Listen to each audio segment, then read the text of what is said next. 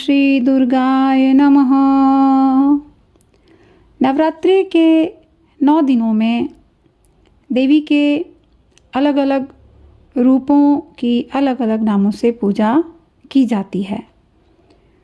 माँ दुर्गा अपने पहले स्वरूप में शैलपुत्री के नाम से जानी जाती हैं।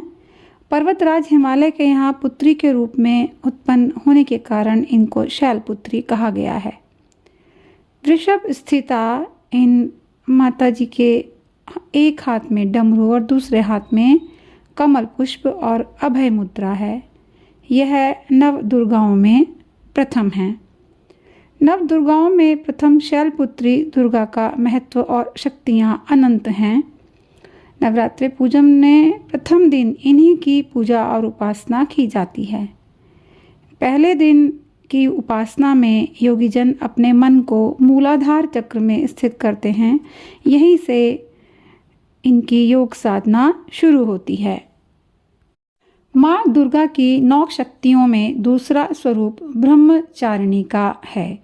यहाँ ब्रह्म शब्द का अर्थ तपस्या है। ब्रह्मचारिणी अर्थात तप की चारिणी या तप का आचरण करने वाली। ब्रह्मचारिणी देवी का स्वरूप पूर्ण ज्योतिर्मय एवं अत्यंत भव्य है। माता का दाहिना हाथ अभय मुद्रा में एवं बाएं हाथ में जप की माला है। शिवजी को पति रूप में प्राप्त करने के लिए की गई तपस्या के कारण इन्हें ब्रह्मचारिणी नाम से पुकारा गया। माँ दुर्गा का यह दूसरा स्वरूप भक्तों और सिद्धों को अनंत फल प्रदान करने वाला है। इनकी उपासना से मनुष्य में तप, त्याग, वैराग्य, सदाचार, संयम की वृद्धि होती है। दुर्गा पूजा के दूसरे दिन उपासना करने से साधक का मन स्वाधिष्ठान चक्र में स्थित होता है। इस चक्र में अवस्थित मन वाला योगी उनकी कृपा और भक्ति प्राप्त करता है। माँ दुर्गा की तीसरी शक्ति का नाम चंद्रघंटा है। नवरात्र उपासना में तीसरे दिन माँ के इस विग्रह का पूजन आराधना किया जाता है। इनका यह स्वरूप परम शांतिदायक और कल्याणकारी है। इनके मस्तक में घंटे के आकार का अर्धचंद्र है। इसी कारण इस देवी को चंद्रघंटा कहते हैं। इनके शरीर का रंग सुवर्ण के समान चमकीला है।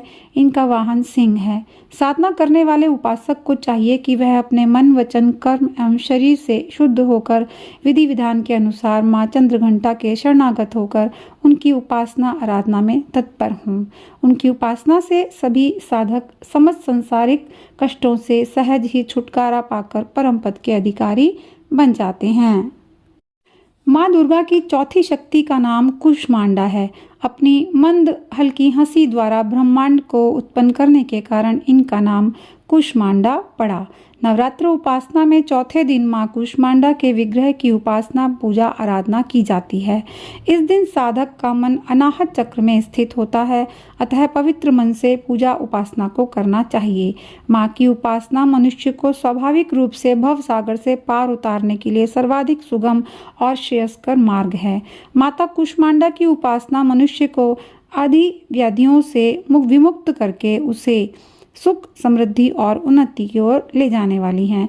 अतः अपनी लौकिक पारलौकिक उन्नति चाहने वालों को कूष्मांडा उपासना में सदैव तत्पर रहना चाहिए। माँ दुर्गा के 5वें स्वरूप को स्कंद माता कहा जाता है। भगवान स्कंद की माता होने के कारण माँ दुर्गा के इस 5वें स्वरूप को स्कंद माता के नाम से जाना जाता है। स्कंद माता का वर्ण पूर्णतः शुभ्र सफ़ेद है। यह कमल के आसन पर विराजमान रहती हैं। इसी कारण से इन्हें पद्मासना देवी भी कहा जाता है। इनका भी वाहन सिंह है। शास्त्रों में नवरात्र पूजन के 5वें दिन का पुष्कल महत्व बताया गया है। नवरात्र के 5वें दिन साधक का मन विशुद्ध चक्र में स्थित रहता है। इस चक्र में अवस्थित मन वाले साधक की समस्त बाह्य क्रियाओं एवं चित्त वृत्तियों का लोप हो जाता है। माँ दुर्गा के 6ठे स्वरूप को कात्यायनी कहा जाता है। ये महर्षि कात्यायन की कठिन तपस्या से प्रसन्न होकर उनकी इच्छानुसार उनके यहाँ पुत्री रूप में उत्पन्न हुई थी। महर्षि कात्यायन ने सर्वप्रथम इनकी पूजा की। इसी कारण से ये कात्यायनी नाम से प्रसिद्ध हुई। नवरात्र के 6ठे दिन साधक का मन आज्ञा चक्र में स्थित रहता है और साधक माँ कात्यायनी के चरणों में अपना सब कुछ न्यौछावर कर देता है।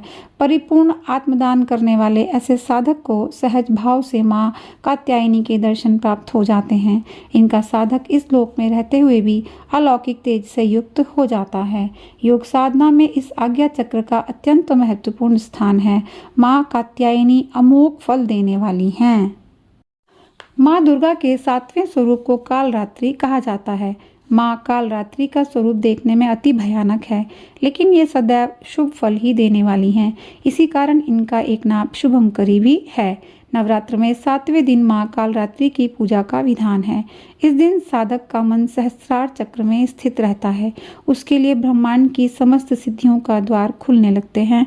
इस चक्र में स्थित साधक का मन पूर्णतः माँ कालरात्रि के स्वरूप में अवस्थित रहता है।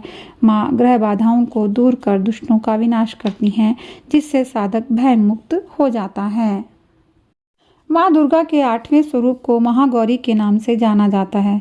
नवरात्र पूजा के 8वें दिन माँ महागौरी की पूजा उपासना का विधान है। इनकी शक्ति अमोघ और सद्य फलदायिनी है।